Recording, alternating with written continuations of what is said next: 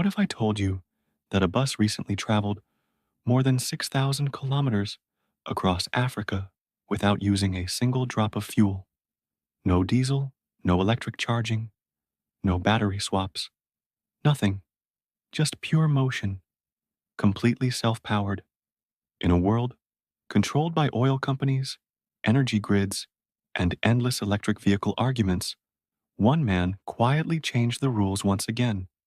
This is the little known but powerful story of Sangalani Maxwell Chikumbutso and the African bus that made history. From the hot highways of Zimbabwe to the crowded streets of East Africa, one ordinary looking bus began a journey that would test science, challenge politics, and shake the fuel industry to its core. Maxwell's self driven bus is not like any electric vehicle people are used to. It has no solar panels fixed on top, no large batteries stored underneath, no smoke, and no engine noise, just smooth, quiet, and continuous movement. The adventure started in Harare before dawn. Local reporters arrived to witness it. Engineers laughed at the idea. Many said it was impossible. Some called it a publicity stunt. But 10 days later, when the bus reached Ethiopia, people were no longer laughing. The conversation had completely changed.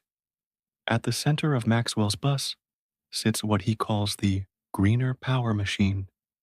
It's a unique system that turns electromagnetic waves into motion without using any grid connection or lithium batteries. At first, critics dismissed it as nonsense. But the noise faded when over a dozen scientists and engineers across Africa studied the system and found no fault in how it functioned.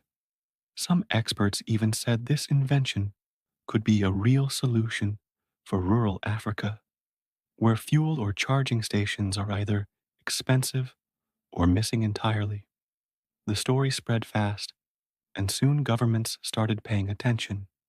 In a few weeks, the news left Africa and reached the world. International media covered it. Reuters described it as Africa's moon landing.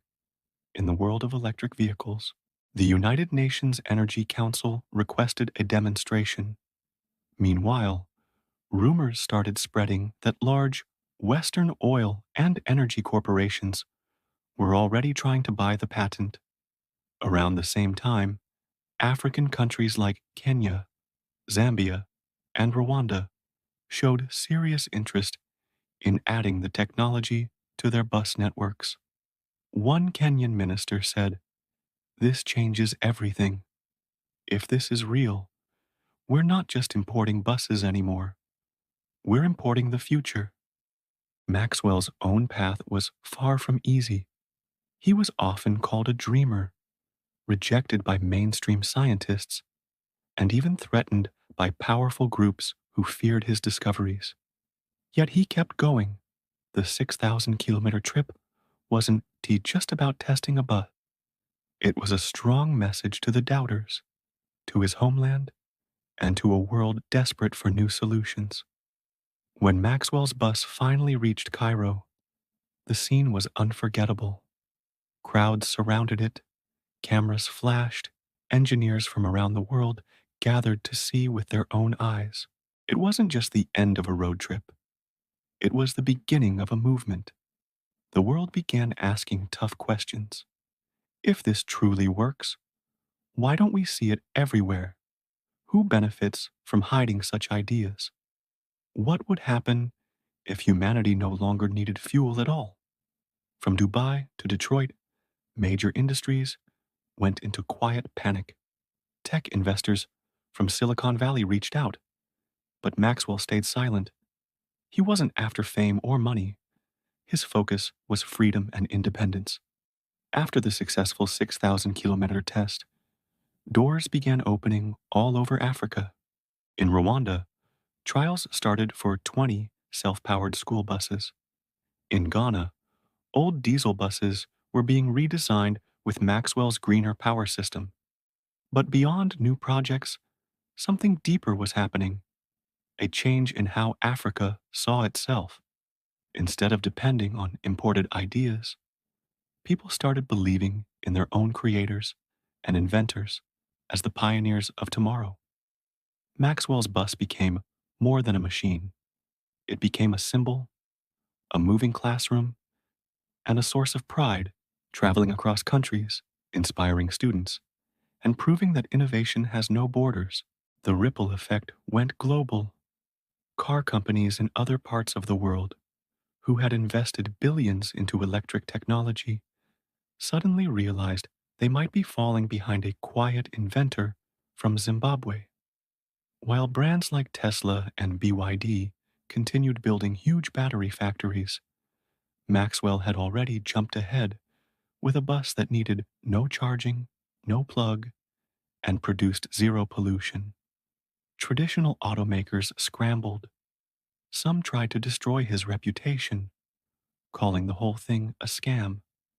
Others secretly reached out, offering massive payments for private access to his invention. But it was already too late. The world had seen it. The journey had been documented. The truth could not be erased. As attention grew, so did resistance. Leaked reports showed that oil companies and certain foreign powers were trying to slow Maxwell's rise by creating legal troubles, cutting off funds, and pressuring local governments. But they underestimated the people's power. Public support exploded. Millions of Africans defended Maxwell. Online petitions gathered signatures across continents. Crowdfunding flooded in to support greener power research. Hashtags like Africa drives itself spread everywhere. Maxwell didn't need corporate backing anymore. He had something stronger, momentum. From Zimbabwe, his message spread to the entire world. What began as a simple test drive had turned into a global call for freedom. Delegations from countries like New Zealand, Norway, Brazil, and Bangladesh flew to Harare, hoping to see the bus in action, ride it themselves, and negotiate partnerships. Then came Maxwell's bold announcement: this is not for sale to the highest bidder. It belongs to the people, and it will serve the planet. Instead of selling his idea to rich corporations, he proposed something revolutionary: a pan-African transport network powered entirely by decentralized, fuel-free systems. With support from the African Union and donations from everyday citizens, plans were made to connect more than 20 countries within the next decade. No fuel, no toll fees, no pollution, just motion. As excitement grew, rumors began again. Maxwell wasn't done. His small team was testing something new, known as Project Libertas. It wasn't a bus or car. It was an entirely new kind of vehicle, built to cross Africa's hardest landscapes, from deserts to jungles, without stopping or charging. Only insiders had seen it. Some said it could run for years without a single refuel. Maxwell left one mysterious note: we will not chase the future. We will build it right here. When the big reveal came, more than 210 million people watched live from across the globe. The spotlight was on Namibia. Maxwell stood calmly next to a covered shape as the countdown began. When the sheet was pulled off, the world gasped. Project Libertas wasn't just a machine. It was art, technology, and power combined. A six-wheeled hyper vehicle, sleek like a race car, tough like a military truck, and smarter than anything that came before. It worked using gravitational wave balance and electromagnetic field energy from the environment. No oil, no plug, no sun panels. For the first time, Africa wasn't following innovation, it was leading it. Months later, results were already visible. Self-powered vehicles began connecting remote villages. Farmers transported goods using autonomous trucks. Children went to school in buses powered by Libertas technology. In Malawi, Ghana, South Sudan, and Niger, dozens of towns now had access to transport they had never dreamed of before. Schools grew, food reached markets on time, and mobile clinics brought healthcare to the poor. In tech centers across Rwanda and Kenya, young engineers started building their own versions of these machines suited for their local needs.